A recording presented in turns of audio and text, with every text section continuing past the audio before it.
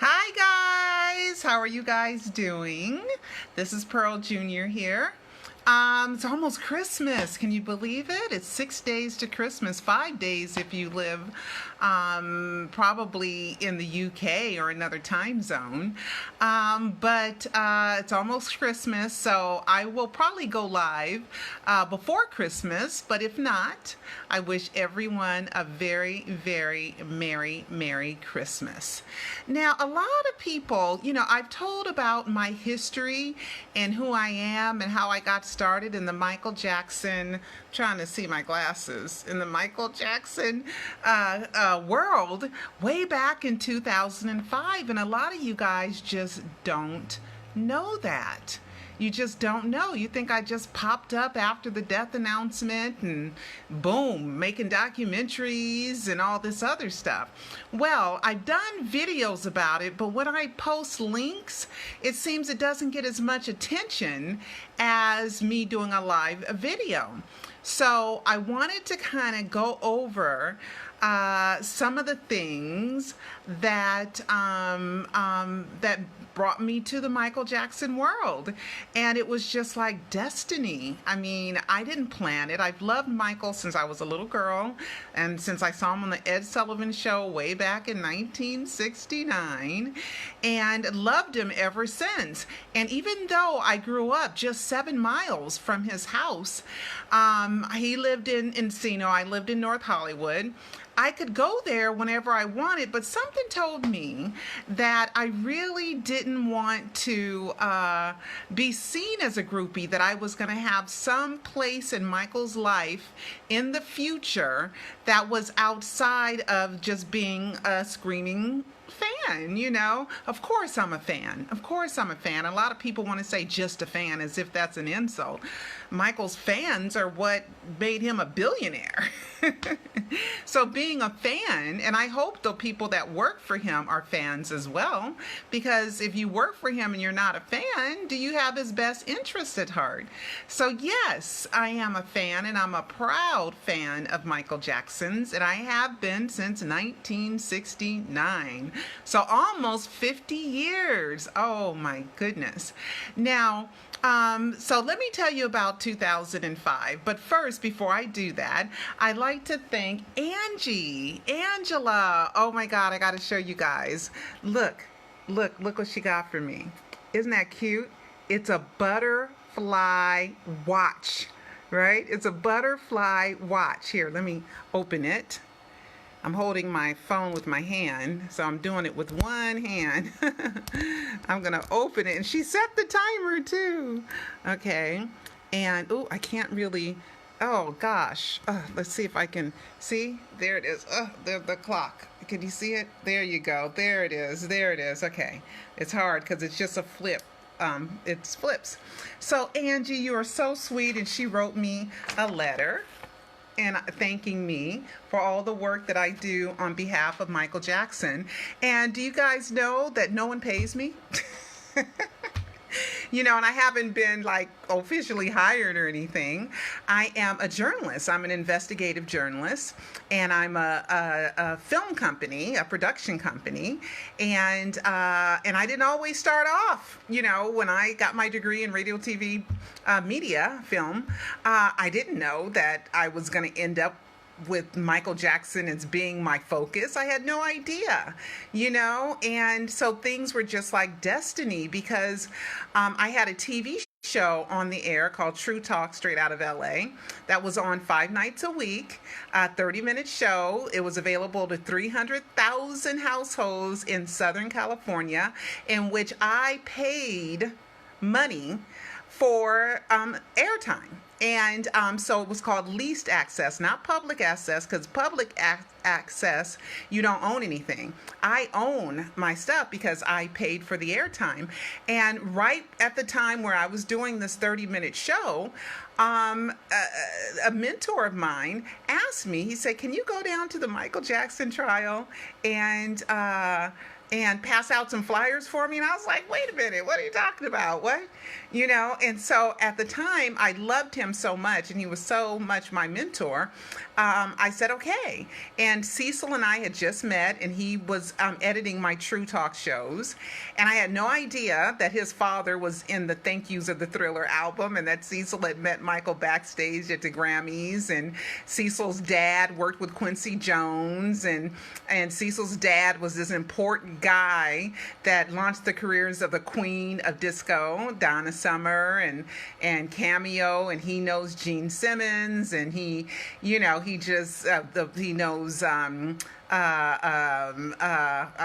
a whole bunch of people. I mean, even Lawrence Hilton Jacobs. Me and Cecil went somewhere, the guy that played, I don't know why I'm going off on this, but the guy who played Papa Joe at the in American Dream. Cecil knows him. I was somewhere with Cecil, and Lawrence Hilton Jacob walks up to him and say, "Hey, Cecil." I'm like, "Oh my God," So I didn't know a lot of stuff when I got with Cecil, and I hired him to help me edit my True Talk TV shows.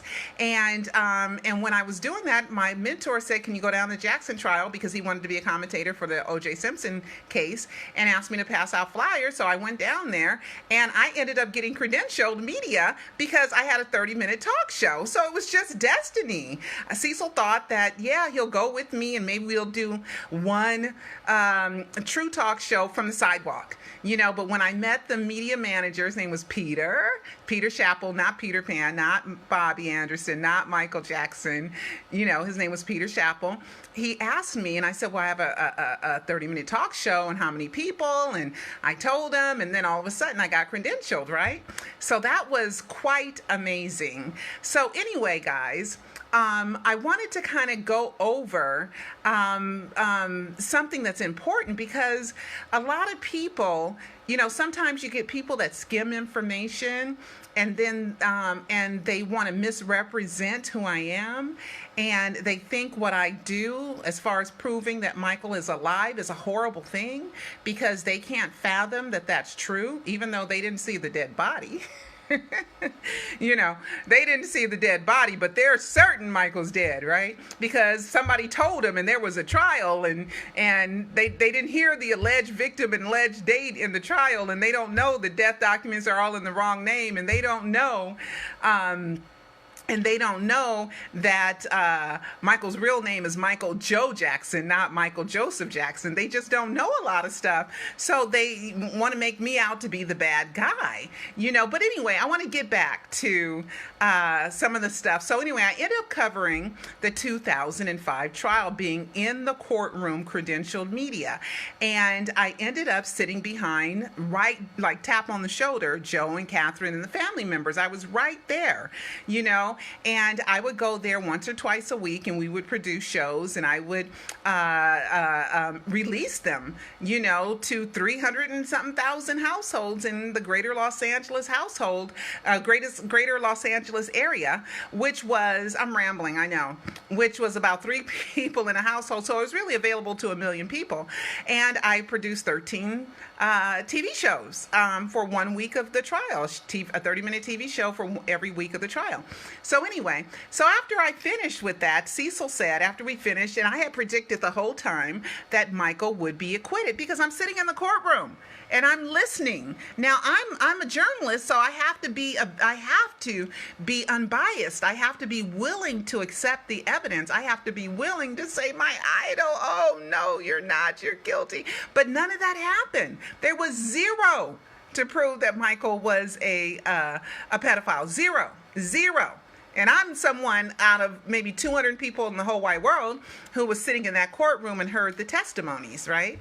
And so then we decided to, after it was over, I was right and I was telling the truth. And also I was a commentator for KBC Talk Radio, which went out to hundreds of thousands of people as well. So here I am, in L.A. reaching, maybe, I don't know, 1 million people. I don't know. I mean, I don't know how many people, but it was a lot of people.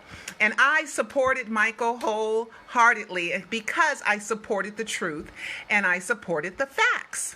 Okay? I supported the truth and I supported the facts.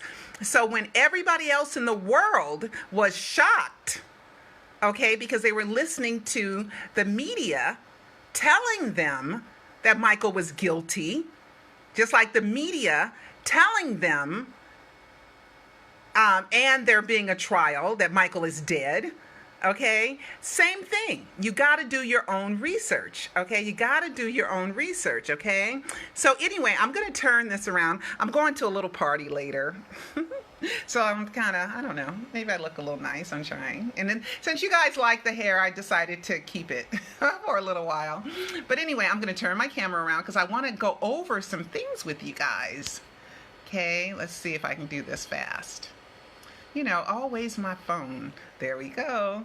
Okay, guys. Okay, so the first documentary that we did about the trial was called Behind the Scenes at the Michael Jackson Trial. The truth, the whole truth, and nothing but the truth. It was just too outrageous, right? And it started February 28, 2005 till June 13th, 2005. Okay, so this was, you know, something that we, Cecil and I, put together as the first documentary that I ever produced. You know, and I didn't know how to make documentaries. I just kind of figured it out as I went, right? And so then it got turned into, here we go here, and it got turned into the trial and triumph of the King of Pop, when I got a call from Joe Jackson's friend, and Joe Jackson called me around 2006, and he said he wanted to buy it. He wanted to buy the documentary, and I was like, yeah, sure, you know. And so then he called, he said, oh, I need another copy because a family member took it, which is probably Michael. And then we decided, after a few years, I signed let me show you guys the contract, okay? I signed a contract with a company called Rock City way in 2009. So we're talking about 2 years before this came to fruition, right? And then we decided to change the cover, and we decided to name it Michael Jackson, The Trial and Triumph of the King of Pop. So the two documentaries are really the same. Let me show you the cover. Okay, the two documentaries are really the same. The only difference is that the bonus footage is a little different, okay? The bonus footage is a little different. But basically, this is the largest fan-supported trial in the world. You know, and all these fans from all over the world are there. So if you haven't seen it, you know, it's on my Vimeo page. It's called, and I'll leave a link down here. But I'm not just trying to sell it. The reason why I'm telling you about it is because I'm telling you a story. Okay, so let's go back here. Okay, see that date? May 8th, 2009? Okay, there is a calendar here that I saved. Okay, and here is the calendar. Okay, so here's the calendar, right, of 2009. So I signed it the 8th. Okay, the 8th, Friday, the 8th of May.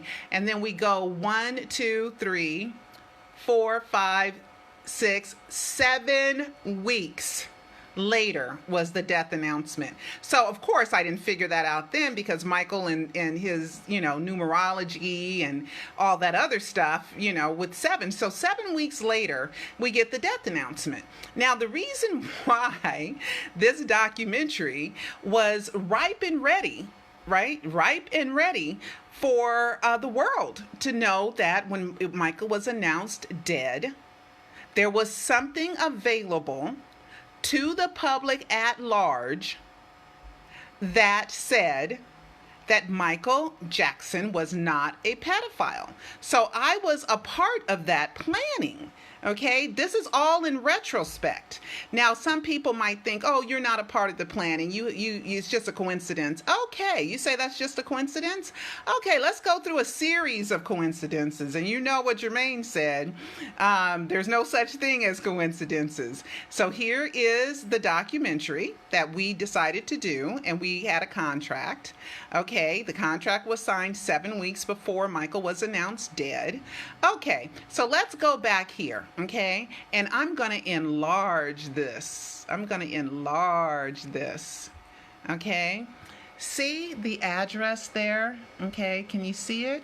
It says 1875 Century Park East, Suite 1000, Los Angeles, California, 90067.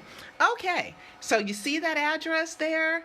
Now, you ready to have your mind blown? Because I know a lot of you guys don't know this stuff. Here is Michael's This Is It contract. Michael's This Is It contract, okay, where he signed with AEG Live to do This Is It. Look at the address. Okay, 1875 Central Park East, Suite 600, Los Angeles, California, 90067. Now, you must know that when I saw that this matched the address and also where I went to Suite 1000, which is nothing but it's a conference room. Okay, Suite 1000 is a conference room, so if people rent out office space or they want to use it as like a satellite office, they can have meetings there. So Suite 1000 is just, and I remember going there several times. Now, Rock City Entertainment is with the guy that I signed this contract with. His name is Wilson Abii. Okay, Wilson Abii I signed this contract with, right? But you want to see another coincidence? Okay, here we go. Now, this is Jack Wishna. Okay, Jack Wishna was a business associate of Michael, and he had a company called Rock City Club. Okay, so how is that possible, right? Rock City Entertainment, Rock City Club, and Wishna helped convince Michael Jackson to return to America after 18 months in exile. Okay, Wishna's Rock City Club project. So could you guys imagine when I discovered this information, you know, all in real time after the fact, I was just kind of like, oh my God. Now, Jack Wishna apparently on May 5th, oh, his birthday's one day before mine. Oh, that's interesting. But anyway, he supposedly died November 27, 2012. And the reason why I say supposedly, apparently it was a suicide, and unfortunately, and he got in his garage and turned on a car, and carbon monoxide poisoning, if my memory serves me right, is how he supposedly had killed himself. Now, he was also in partnership with Kerry Gordy, right? So I have had dinner with Kerry Gordy. Kerry Gordy is the son of Berry Gordy. And I have had dinner with Berry Gordy. We have discussed business. And I had no idea at the time that Kerry Gordy was a part of this. And when I sat down and talked to him about business, I had no idea, you know, that he was a part of the Jack Wishna Rock City Club. And then I found out later, and then I was kind of shocked. Well, when I first talked to Kerry, I said, yeah, Jack Wishna. And he said, oh, you know about Jack Wishna? And I said, yeah. And he said, oh, well, maybe he faked his death. I was like, whoa. I was like, oh my God, you know, why would he say something like that? You know, so we decided to meet later on that day because he was a referral about something. So when we went to meet later on that day, he was late, and we were talking about business and the trial and triumph of the documentary and all that other stuff. And he said, we were talking about Michael, and Kerry grew up with Michael, and, you know, the whole Berry Gordy and Motown and all that other stuff. So he's real close with Michael. He said, well, maybe Michael's here right now. What? I never told you guys this. I was like, whoa, you know, so, but I would never know where Michael is, because Michael is the master, an absolute master of disguise. Okay. Now, here I want to go over some more stuff with you guys. This is me, and this is the trial. Now, there were no cameras allowed in the courtroom. No cameras allowed in the courtroom. And a lot of fans just have no idea, especially the hater ones. They have no idea, or people who just get a little bit of information and only listen to the haters. They have no idea that I'm a fan but I'm also a documentary filmmaker, and I'm also a investigative journalist who has been covering Michael Jackson for a long time. So I just want to play this. This is kind of fun. Let me make sure the volume is up. Okay, because earlier this particular day, I got to tell you guys the story. Earlier this particular day, I'm in the courtroom. I'm sitting behind Michael and Catherine, and I'm not Michael. Michael's in the box, in the area where defendants are supposed to be, but Catherine's right in front of me. And Catherine would often turn around and she talked to me, and we often wore the same colors or the same type of clothing, so she would talk to me about it. So this particular day, Michael came in early, and it was after the lunch break, and before court started, Michael turned around and stared at me so hard. Oh my God. And all I could do is wave, right? All I could do is just wave. Real stupid, right? Let me turn it around for a second. You guys got to see my face. You got to see me for a second. Come on, camera. Because, all I could do was just kind of, Michael Jackson staring at you, right? So you are just kind of like, oh, there I am. Come, oh, man. I rotate. There it is. Okay. So here I am, right? So I'm kind of like, Michael's, turned around, and he is like staring hard. Okay? So hard. To where all I could do is go, hi, right? All stupid, right? And then he didn't flinch. He didn't smile. He didn't smirk. He didn't do anything, right? So then I'm like, oh my God. So I'm tripping the whole time. I'm like, oh my God, what's going on? Am I doing the right thing? Has he heard my reporting? I support you completely, so I have nothing to be ashamed of. But he didn't flinch or anything. And then when the judge came in, he turned around, and I'm left sitting there tripped out by this, right? So this is that day, right? So I'm going to turn it around, and I'm going to show you. This is him coming out of the courtroom. Now, when the trial was on, you had a choice. You could either stay in the courtroom and wait for him to leave, or you can let him leave first, and then you can leave or you left first, and then he left after you, but nobody left while he was leaving. Okay, so he didn't get caught up in the shuffle. So either he left before you or you left before him. Those were your two choices. So this particular day, all I could think of was, well, I'm not going to be here when he turns around. So since he messed with my head, I'm gonna leave first, so that when he turns around, he can go, where'd she go? Where did she go? So I had left first. So this is that particular day. I'm going to show you guys the footage. This is that particular day. Okay, I'm turning around. I hope my camera don't get too hot.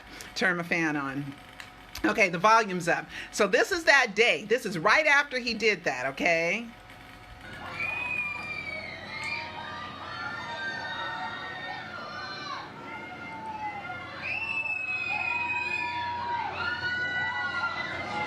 Okay, he's giving orders, and he's talking to Catherine, and see, I'm over there by Cecil, so he looks over towards my camera. Okay, look, he's doing this. So then he looks over there, so he knows I'm over there. So now he's trying to distract his mother and father. So now he has to tell the security guard something. So he looks over in my way. So he tells the security guard something, right? And he gave them instructions to do something, okay? So then they say, okay. And look, they're trying to look all inconspicuous, right? So anyway, so here we go. Okay, here we go. So Cecil is recording, because Cecil was my cameraman back then, and they're getting in the car, and see, they're driving right by. They're driving. His name was Carrie. That security guard. And they were always so nice to me when I came. They were like, how are you doing today, Michael Security? And if I missed a few days, they would go, we missed you. Where have you been?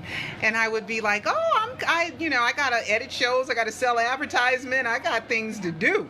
It's hard for me. I'm not a part of a corporation. I got to do everything. I got to solicit the advertisement. I have to write the commercials. I have to, edit the shows.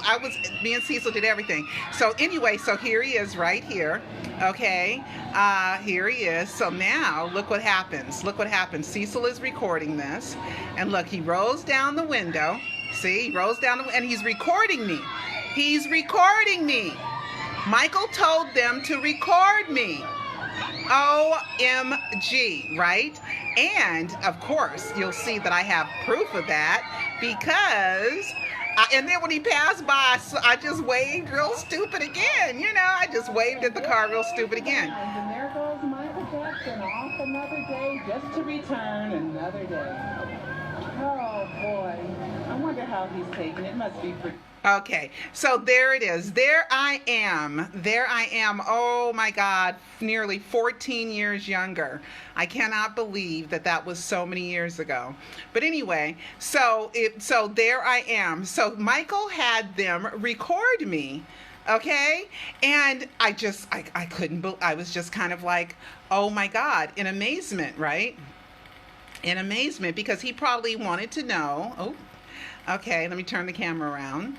Turn the camera around. You know what? When I get another phone, one of the features I'm going to ask them for is to turn the camera. Make sure it has a good turn the camera around button. Okay, because it's touch button. There we go. No.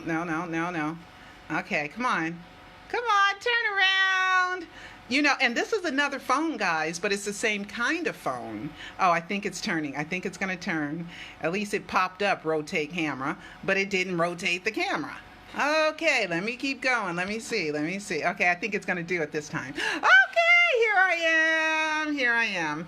Okay, so anyway, so I just wanted you guys to know that, you know, I was a part of the plan. I was a part of the death hoax, you know, because it's just too much of a coincidence that the address of my distributor, the name of my distributor, Joe wanted to buy it,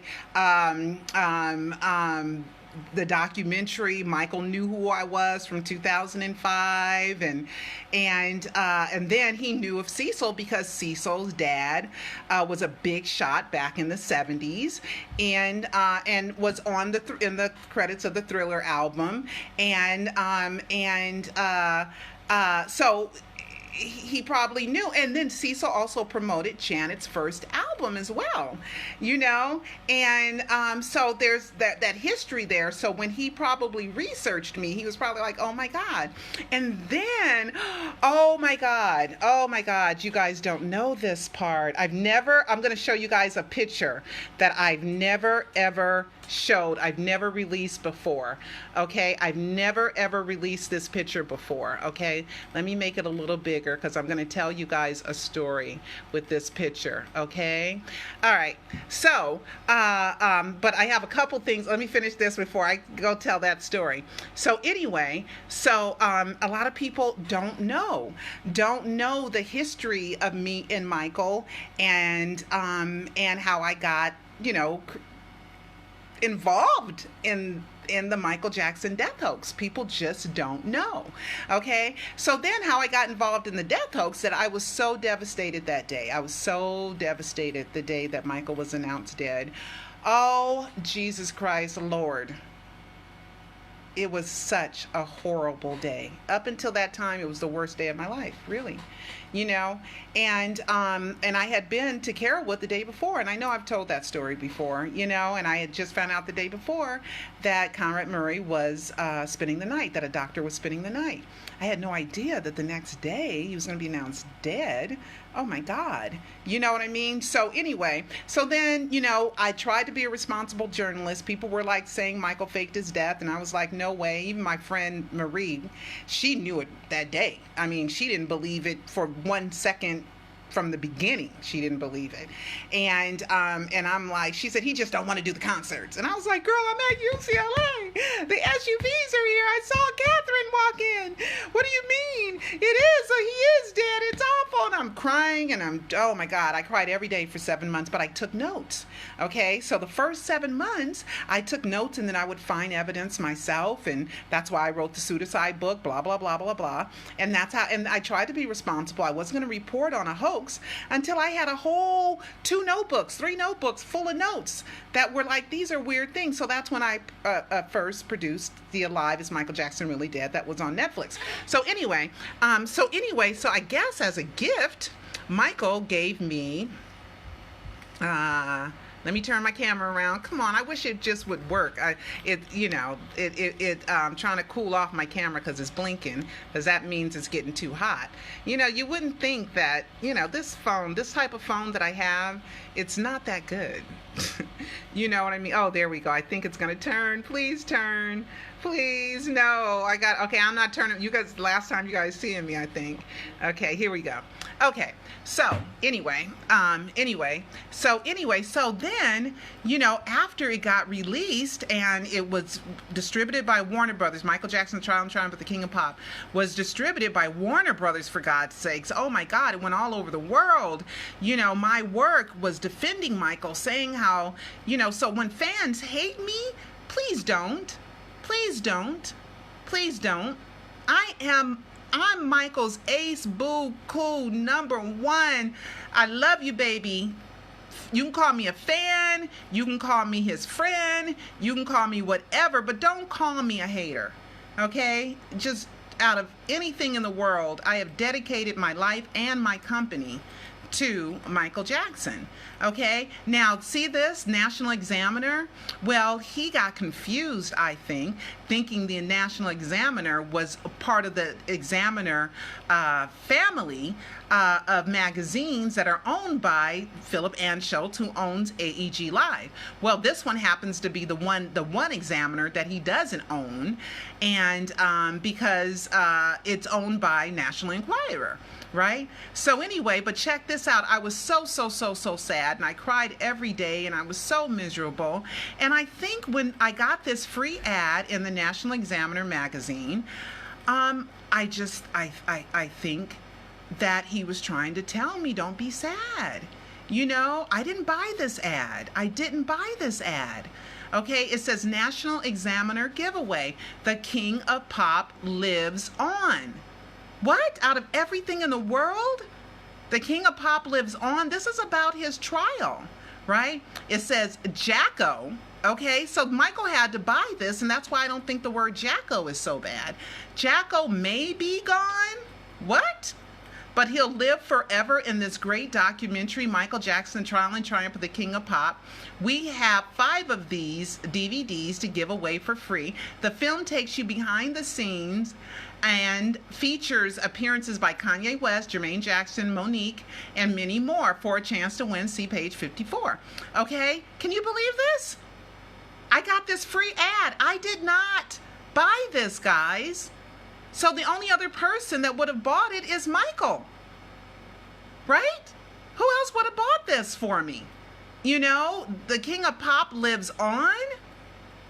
What? Okay, so anyway, guys, I just wanted you guys to know this. And also, it's kind of like the gods, right? The destiny gods. I'm going to, okay. Now, this is an unfortunate situation. It was at a family member's funeral. But a lot of you guys, that's me, that's Cecil, and that's Cecil's dad right there, right? And that's Cecil's, the other people in the family. I don't know if they want me to say who they are. But here is Stacey Dash. Okay, the actress Stacey Dash. She is Cecil's stepsister. Okay, stepsister, because Cecil's dad married Stacey's mother. So Stacey, and I've met Stacey many times, and I've never showed this picture. I don't think I've ever released it, and if I did, I'm sorry. Sometimes I can't remember, but I didn't think I released this picture, but anyway, the story that I want to tell you about her, let me turn the camera around. Oh, it turned around nicely, okay? The story I want to tell about her is that she has a brother named Damian Dash, okay? And Damian Dash, had a company called Prescient Entertainment, Prescient Inc. or something, and him and Randy were working on a deal during the 2005 trial in which there was a loan for over $500 million for Michael that Michael's brother, Randy Jackson, was the signator. He had the power of attorney. So Darian, who is Stacey Dash's brother, Cecil's stepbrother, did a deal with Randy to consolidate and get a loan for Michael. Well, when Michael was acquitted, Michael didn't take the money. He didn't want to do the loan anymore, so he refused to take the money. So when Michael refused to take the money, and it was 500 and something million, over $500 million, because Michael had other plans, and so he didn't want to do that deal. He's acquitted. He's a free man. So I guess it could have been preparation in case he wasn't acquitted, but I always had faith in you, honey, all the time. Remember when you came out of the truck at Neverland and I was there, and Carrie called me over to the SUV. I bet you were in the back seat, weren't you? I know you were. You were in the back seat. And Carrie said, "What do you think?" And it was during deliberations, and I said, tell Michael, don't you worry, they're not going to get him on nothing. And I knew it, and they got him on nothing. I knew it because I had listened and I had studied, and I knew that there was nothing that proved that Michael Jackson was guilty of that crime. It was just ridiculous. So watch the Trial and Triumph if you want to see the biggest fan demonstration of support for a pop star. Okay, watch that. Okay, so Stacey Dash, so Darian Dash. Okay, so Michael decided he's acquitted. He doesn't want the money, right? But in the contract it said that Darian was due a 9% commission, right? So 9% commission of $500 million. Whoa, that's 43, 44, 50, nearly $50 million, right? Okay, so it's 43 or something. You could probably Google and find the news stories. So at the time where we were doing the documentary, I would be researching Michael. And at the time, we had no idea that Darian was involved with Randy at all. Zero idea. Zero. Okay? And then I was reading an article to Cecil, and Cecil said, "You better sit down for this. Are you ready?" And I said, "Yeah." He said, "Darian Dash is my stepbrother." I was like, "Oh my God! Oh my God! Oh my God! Oh my God! Darian, Stacey Dash's brother, is your stepbrother that's suing Michael for $9 million for the contract? Oh my God!" So then, I mean, it's just kind of like destiny. Oh my God, I'm rambling on. I didn't mean to tell this story, but I'm going to tell this story and then I'm going to go. Okay, I'm going to tell this story. So anyway, I'm like, oh my God, how am I going to tell Ramon? Because Ramon was Michael's manager and his spokesperson, and I was communicating with her all the time. And I was like, oh my God, I don't want them to think that I was ever involved. Oh my God. So I had to tell Ramon that I had nothing, I didn't know anything about it, and I'm sorry, and I'll see what I can do, right? So during the time that we figured this out, Mark Schaffel, Debbie Rose's best friend, Debbie Rose's fiance that she was going to marry, the one that was helped Michael with What More Can I Give, that Michael discovered later was a porn star, producer, director.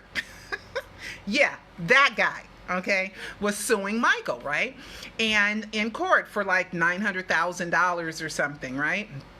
He was suing him in court. So I was going to the trial, and I was attending the trial, and I met Michael's lawyer, Lundell McMillan, and all this other stuff. So I decided to pull Lundell McMillan to the side, and I said, Lundell, you know, there's another lawsuit with Darian. Damon Dash was Jay-Z's buddy, okay, and he's a cousin, okay. There's Damian Dash, who was with Jay-Z. He's the cousin of Stacey Dash and Darian Dash. Darian Dash is the one that I'm talking about, Darian, okay? So I told him that, right? And I was like, oh my God, you know, I said, well, I have a way that if you need some help, you know, with Michael, that I can see what I can do. I can see if I can help Michael with this lawsuit. It's a lot of money. So he said, well, I got this. I got it covered. I said, okay, I just thought I would, ask. And then I told Ramon and, whatever. So let me tell you how fate stepped in, okay? So it is around, it's Father's Day, okay? It's the Saturday before Father's Day. And we're at Cecil's other brother's house, right? And we're celebrating Father's Day with his dad. And so then, his dad would always say, so how's Michael doing? What's going on in the Michael world? Because he knew he covered the trial. And I said, well, Darian is suing Michael. He said, for what? And I explained the contract and the loan, and Michael didn't want it. And so contractually, Darian was still owed his 9% commission for doing all that work to put that loan together, right? He said, really? And I said, yeah, And gosh, and I was just kind of worried about Michael, and I didn't know what to do. And I just, I was, my heart was still so weak for him because I saw him so weak at the trial, and I saw him, just get skinnier and skinnier, and I was just so worried, and I felt like I was like his fairy godmother, that I need to do something to help him and save him. And and I guess it just came through. So anyway, so the next day, when I'm not with, the party's over and Cecil's dad's at home and it's Father's Day, it's Sunday now, Darian calls to ask, tell Cecil's dad happy Father's Day. So Cecil's dad has a conversation with him that says, I heard you're suing Michael Jackson. Yeah. And they talk about it, and Cecil's dad gives him the advice because there was a settlement on the table. Okay, there was a settlement. Michael's lawyers had offered to settle the case without trial, right? And the settlement said, the settlement, I don't know how much it was. It was confidential settlement. I have no idea how much it was. But Cecil's dad said, 2 birds in your hand, it's better than 1 in the bush. That's if you're a bird catcher, right? So what that means is you take whatever money that you have offered right now, because it's still big money. Okay, it's still big money. I don't know how much it is. I really don't. Okay, terms of the settlement were confidential. But if you're being greedy and you want to get it all, Michael has some powerful lawyers. Okay, so the next day, which was a Monday, Darian walks into the court. They had a court date, and tells Lundell, "I'll take the settlement. I saved Michael tens of millions of dollars." What? Oh my God. Oh my God. And fans want to hate on me for saying Michael's alive and for believing that somebody who is a good person is Michael, and they making up lies about something he did that he didn't do. They're just lying, and they're lying on me, and they're trying to say bad things. They have no idea. They have no idea. The storage stuff. Okay, the storage stuff. Okay, came to my lap again. And I was able to talk to, what was his name? The guy who had the storage, who won it in a bankruptcy lawsuit. Who won it in a suit, not bankruptcy. They lost it in a bankruptcy or something with a bankruptcy. I don't know. But anyway, what happened with the storage, they lost their stuff in storage, and the guy got it. This guy got it, and I happened to talk to that guy like a week or so before. It was early June, and said, why don't you make the Jacksons a deal? Why don't you, talk to them? And he had a video up where he was talking bad about the Jacksons, and I contacted him, and I was like, that's not cool, and he said, I said, look, I'll see if I can set it up where you can talk to the Jacksons and you can work out a deal to get your stuff back. Okay, and then I called Randy and left him a message. And no, I think I talked to him that time. And I said, he's willing to make a deal. And then the Jacksons got their stuff back. And you guys want to hate on me? That's just a few little stories. I am in Michael's corner. I'm his girl. Okay? So don't hate on me. Okay? Don't hate on me. All right, so I think I just wanted to tell a couple of stories, guys. And maybe I'll tell the storage story again when I get it right. I didn't prepare for that to be in my head. But anyway, so Darian accepted the settlement and everything was nice and clean and it saved Michael millions of dollars. Did I get a piece of that? Nope. If I was a consultant, I would have. If I was a lawyer, I would have. But I got nothing because I didn't ask for anything. It was just out of the love of just being there for Michael, you know? And that's what I still do. And I'm still there for Michael. And if I believe for 1 second that Michael was really dead, I'd let you guys know. But everywhere I turn, it's a problem. It's a mistake. It's an error. It's a lie. It's no proof that Michael is dead. No proof at all that Michael Jackson is dead. There's no proof that Michael is dead. You know, and that should make all of us very, very happy. So anyway, guys, I'll try to tell the story about the storage unit another day, okay? But I love you guys and Merry Christmas, but I think I'll probably do another live video before Christmas. Sometimes if I make mistakes, I want to tell you guys, if I make errors in what I say, because I don't have a staff, I don't have a whole, you know, I don't have an editor, I don't have a teleprompter. I don't have any of that stuff, guys. It's just me now that's just doing all this stuff. It's just me, you know? And that's why when you order the Alive trilogy of Michael Jackson documentaries, I sign every one of them. And I got some new butterflies. I got a lot of new butterflies, guys. They're on that table. Magnetic butterflies. So I'm always trying to give you guys some extra incentive. So make sure you order the Alive trilogy of Michael Jackson documentaries. You can order today. I'll mail them off the same day you order them so that it has a greater chance of being there by Christmas. So I love you guys. Don't forget to order the Alive trilogy of Michael Jackson documentaries. And if I thought for 1 second that Michael was dead, I would let you guys know. Okay?